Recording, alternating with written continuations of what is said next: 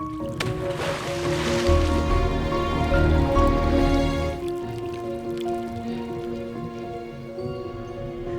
to Current Conversations, where we dive into inspiring stories and insights from those who are creating meaningful change in conservation. I'm Katie Horning, and this is Bailey Smith. We're from Rivers Are Life. On this episode, we are talking to Christy Clark, Director of Sustainability and Compliance at DTE. Christy, thank you so much for joining us today. Thanks for having me. I'm really excited to be here, and I'm excited to talk about DTE and what we're doing. We are super excited that you're here. Just to kind of start off so our listeners know, can you tell us a little bit more about yourself and your role at DTE? So I work in Detroit and I live in Detroit. I have lived in Michigan my entire life. I am a very active, outdoorsy kind of person. I enjoy playing hockey. That's pretty big part of my life. As far as what I do for DTE, I am, as you mentioned, I'm a director, and I work with the environmental management and safety group for the company. So we manage all of the environmental and safety programs for the company, and we take that very seriously. And I'm sure you're going to hear that as a theme through our discussion today. In celebration of Earth Day, we're really focusing a lot of our conversations this month around Mother Earth. And a big part of what we do is help bring stories of inspiration to the forefront. And these stories kind of raise awareness of the great work that individuals and organizations are doing to protect the amazing place that we call home. And we know that DTE has some really interesting sustainability initiatives, from, protecting wetlands to creating native plantings and no-mow areas in your solar parks. So I'm hoping you can kind of tell us a little bit about what you're working on right now in the conservation space. Yeah, I'm happy to, Bailey. And as you mentioned, we are working on quite a few things in that space. We take protecting nature very seriously at DT. We have an aspiration, and it's to be best in the world and best for the world. We do a lot in the wildlife habitat space. We work with the Wildlife Habitat Council, and we have a number of wildlife habitat certified sites. And that could be a pollinator garden at a compressor site or a power plant. It could be installing bird boxes, bat boxes, wood duck boxes in places where we know those wildlife, they need that habitat. And we take a lot of pride in making sure that when we install that habitat, it's maintained and it's actually working, that, it's doing something. Our pollinator friends are using it. And if we need to make a bigger space for them, we do that. So I love what we're doing in that space because we're putting it all over and at all of our business units. So you could show up at a solar park and you'd see wildlife habitat. You might see bees in the D. We have a really cool solar park called Shea Solar Park, or O'Shea Solar Park in Detroit. And it's got wildlife habitat, pollinator, native plantings in the solar park. And then bees in the D have their honeybees set up, and they collect honey. So that's just one example. We also have white lotus that we protect, the white lotus plants at Monroe and Fermi. Quite beautiful. I can't wait until they bloom. I will take any chance I can get to go visit just to see that. And the community loves those plants. We also are doing something I think is pretty cool with osprey, and they tend to nest on the top of our poles, and that can sometimes interfere with electricity and people's electrical power. So we have started building osprey platforms. So we give them somewhere else to go nest, so they don't have to be on top of our poles or in our transformers. And that's been successful too. And it's actually a pretty big issue. So we've been building more of those wherever it's needed. And then a couple other really fun initiatives are we're removing Phragmites at Fermi. And I think, as you both probably know, those things are so resilient and they will grow anywhere. So at Fermi, we have 650 acres of wildlife habitat.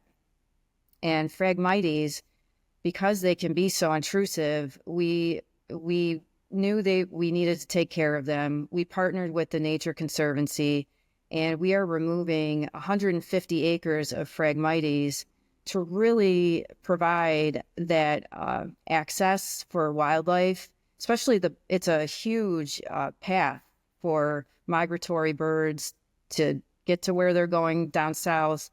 And we want them to be able to stop at Fermi, refuel, and keep going. And those Phragmites can prevent that. So we're doing a lot of work to make sure that they have what they need. And then last but certainly not least, the Detroit Tree Equity Partnership. DTE is a partner with the City of Detroit and the Greening of Detroit. And American Forests also, they were involved for a while, but now it's more local partnership. But that's to plant 75,000 trees in Detroit over the next 5 years to really increase the tree canopy to a level that's comparable to the suburbs. So what studies have found is you need to be at least 40% to really enjoy the benefits of tree canopy, the shade, the stormwater runoff protection. So we're targeting the areas in Detroit that are under that 40%. And I'm happy to say that we planted the 25,000th tree late last year at the end of the fall planting. And we'll be starting our spring planting this is our third year. So we're really excited about that. And we have a lot of different partners and hoping to bring on more. It's really exciting, Christy. We were at an event last year that Six Rivers hosted and heard about the tree plantings and some of the other initiatives that DTE has going on. And it just really struck me how much you care as a big landowner in Michigan in general, right? So solar is just one part of it. I know solar is something that's near and dear to my heart. We put it on our roof at our own house, and it's really fun to watch how much energy it produces. So in Michigan, there's like the misconception that you don't produce any solar in the winter, but we produce a lot of solar, so much though that during the summer, it can help offset those like gray, gloomy days. Just curious, as you think about the future and cleaner energy sources, do you see solar maybe, being one of those ways to move forward? Absolutely. And I'm so glad you're asking that question, Katie. Solar is going to be a huge part of DTE's energy portfolio going forward. We have 34 solar parks currently and a few actively being worked on. We have Sauk Solar Park that recently went live, and that's in Branch County. It's 150 megawatts. It powers 40,000 homes. And if you can picture this, it's 347,000 solar panels. So for DTE, it's our largest solar park. But to your question, it really signals how important DTE believes solar is. And to give you an idea, we plan on installing, it's going to be at least a gigawatt of solar every year. So 8 to 10 gigawatts within the next 10 years. So yes, we think it's a very important and big part of green energy. That is a lot of solar panels. I think our house has like 40. That's great. So, yeah. But it was an interesting process from seeing where the sun is versus trees and shadows and, all the logistics behind it. There's so much more to it than just put some solar panels up and instantly generate electricity. So I love to hear how committed DTE is to this greener technology. Yeah, and I love hearing how you are incorporating this greener energy with, the homes essentially for our wildlife, because obviously in nature, all of that wildlife, they're living in harmony together and it all makes kind of that ecosystem work. And as soon as we as humans come in and we grow, whether it's solar panels or anything else that humans are doing to disrupt Mother Nature, it can really have a huge effect. But you guys are being intentional and ensuring that those homes are continuing to grow and that space is still being used for nature, because it's not like we have to go and hang out in that space and be in their way, right? It can kind of live in harmony with the solar panels. So that's really cool. Something that a lot of our listeners might not know is your dedication to protecting land, specifically in Michigan, and that you're the largest landowner in the state. So you're always working to protect and improve these spaces. And I'm wondering if you can tell us specifically about some of the conservation efforts that are taking place in the immediate future in 2025. So our partners at U.S. Fish and Wildlife, they had proposed that monarch butterflies needed to be on the Endangered Species Act. So we at DTE, we have taken that as something we want to be a part of. And we are starting to plant more milkweed within our solar parks. We already were planting, to your point, Bailey, in our solar parks, we wanted to have that balance with nature. So we were already planting at least 10% of native grasses, pollinator gardens. Well, we're well beyond 10%, but milkweed is going to be a part of that equation for the monarchs. So that's one initiative that in 2025, we're really going to focus on. We also, as we are retiring coal plants, we are decommissioning, and we have a lot of equipment in those plants that we want to make sure doesn't end up in a landfill. And we're bringing in local partners to go through and see, is there anything that they could need that they could repurpose? So we recently had a local partner called Woodward Throwbacks who they create furniture from industry that doing exactly what DT is doing, retiring something. And they toured our River Rouge power plant to see if there was anything they could take from the plant. So we're currently in the middle of going through that negotiation, but that was really cool to walk through the plant and just see how creative they are too with what they could do with different plant equipment. And then lastly, I'm very excited about this.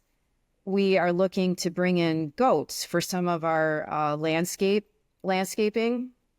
And it's not only very good for the environment, it is so cute, you guys. They're adorable. With the monarchs, will you participate? There's the big, what do you call it? It's like they tag the monarchs as they kind of migrate through.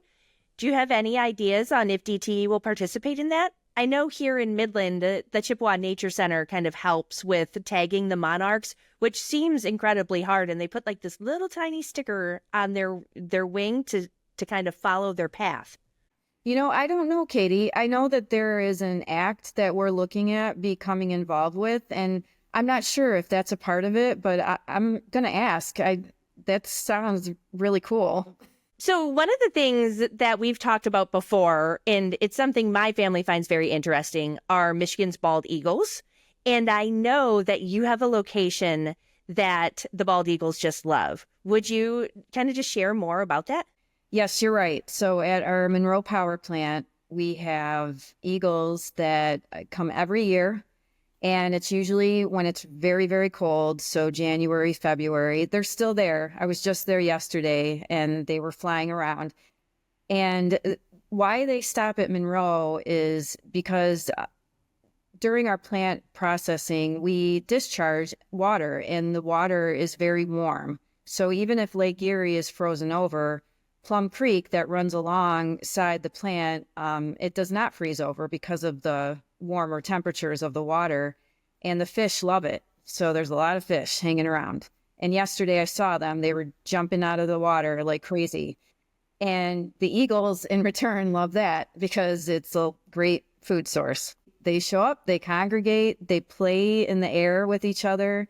You see a lot of baby eagles. And you know what's really pretty sweet is that you don't just see eagles. A couple of years ago, and again, they were there yesterday, you could see white pelicans. I couldn't believe it. I did not know that white pelicans were birds that hung out in Michigan. How cool. I really didn't anticipate there being so much wildlife discussion on this episode talking about clean energy. I mean, DTE is essentially creating like a real nature zoo out there, but with free wild roaming animals from butterflies and goats and eagles, pelicans. How cool. And I know circularity is also another huge topic of discussion in the conservation space as communities look to reduce, reuse, recycle. And so we recently learned about a new initiative that DTE is working on with Deeply Rooted. Can you tell us a little bit about that? That is a recent partnership. And what we're doing is Deeply Rooted is a organization that is supporting 2,000 plus farmers in Detroit. And it could be a farmer that has a couple acres of land in Detroit or just their backyard. They're building a farm and they're growing fruits and vegetables and they need resources. And what we've learned is they need a lot of wood type resources. So in comes DTE because we have that. We have wood pallets, we have wood reels, we have a lot of wood chips from our tree trimming group. And what we have recently been doing is where there's that need, we can drop off wood pallets and reels and wood chips. And we've been talking on a frequent basis with Deeply Rooted to come up with a process that works for all of these farmers because they all have different needs. So we really want to build that logistical process that works for everybody. And I can tell you that right now, even though we're in the early stages, it's really exciting where it's headed. And I love the fact that this is material that is not going to end up in a landfill. It's so gratifying because at DTE, whatever we can keep out of a landfill, we want to. That's a very, very strong belief for us. We don't want it going into a landfill. So it's a win-win. It's exciting to hear all of the things. Circularity, like Bailey said, it's everything people are talking about right now. And it's that same idea. It's how do you keep it, it had its life and we all loved it and it was great, but now, we're done with it and it's time to move on. But how can we make it have new life? And so you're not the only partner we've talked to that has circularity in their mission. It's exciting and it's a breath of fresh air to hear so many people care so much about the environment and keeping things, out of the landfills. So thank you, Christy, for giving us all this information about DTE and just the innovative ways you guys are working right there in Detroit to try to make, Michigan a better place. Before we take off, is there anything else you kind of want to tell us about DTE initiatives or where people can learn more about what you have in the works? There are a couple resources that people could go to find out more. So one is empoweringmichigan.com. There are quite a few blog posts on that site that talks about the different environmental projects going on at DTE and will continue to post environmental projects going on at DTE. So strongly recommend if you want to hear more about wildlife and a lot about the nature-based solutions that we genuinely believe in at DTE. And also, if you want to hear more about our plan to eliminate the use of coal and our net zero goals at dtecleanenergy.com, that's a great place to go to hear or to see all about that. Cool. Well, thanks so much for sharing those resources with us. We'll have to check them out. And we'll also need pictures of the goats. once the goats are there, we need goat updates. You got it. Well, thanks so much for talking with us today, Christy, and for all the innovative ways that DTE is working to keep the lights on while also protecting our vital resources. To our listeners, if you enjoyed this episode, please take a moment to leave us a review and a rating on your favorite podcast platform. It really helps us reach new listeners and grow our community. So thanks for your support. And if you have a topic or a guest that you would be interested in hearing from on Current Conversations, let us know.